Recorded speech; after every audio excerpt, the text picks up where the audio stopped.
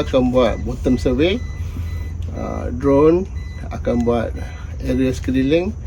Difahamkan juga mereka nak alternatif sekiranya nak tarik kapal tu ke mana, bahan yang dipotong tu ke, untuk cari supaya ada tempat akses untuk pengangkutan. ROV kita akan cuba tengok ada ke batu-batu sejauh 50 meter ke 60 meter daripada kawasan tu. Itu aja. Terima kasih.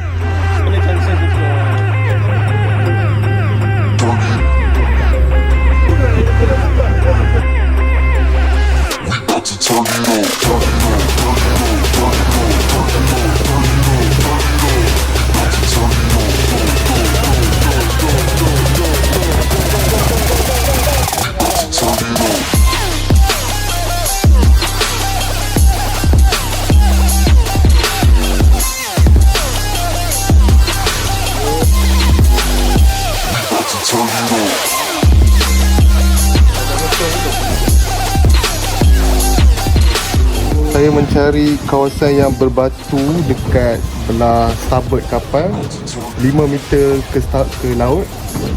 So sepanjang saya fly ni, saya tak ada jumpa kawasan yang berbatu. Semua berpasir. Fully covered by sand. 90%. Kita tak boleh nak access lebih dalam lagi sebab dah cover dah. Air.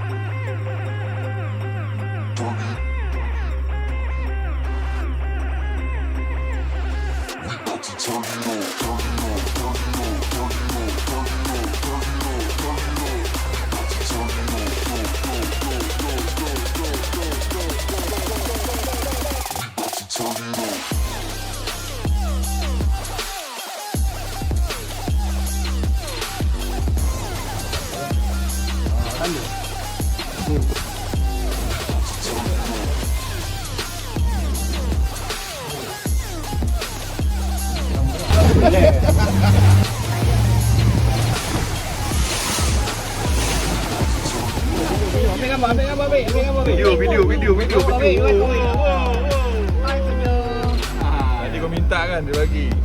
Okey, semua berjalan lancar. Alhamdulillah, cuaca bagus. Diver buat kerja bagus. Drone okey, ROV okey, boatman semua okey. Alhamdulillah. Banyak data dapat kita dapat data yang terjadi, sangat membantu lah. Dengan selamat hari ni.